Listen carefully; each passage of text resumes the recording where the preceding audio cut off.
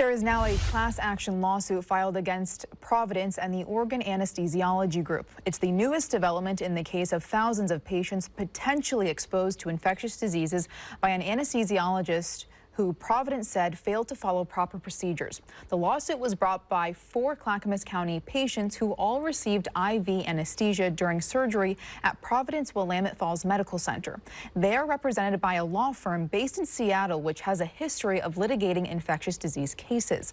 Filed Friday night in federal court, lawyers are first asking to be recognized as a class, allowing the lawsuit to represent the 2,400 impacted patients. The doctor in question was employed by the Oregon Anesthesiology Group, but contracted to work at Providence from 2017 to 2023. Both organizations are named as defendants and accused of negligence.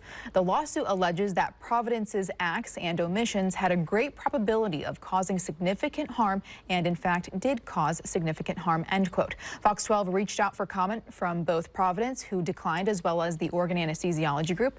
The case will now be heard by a judge in Oregon District Court, who will decide if it can proceed as a class action lawsuit.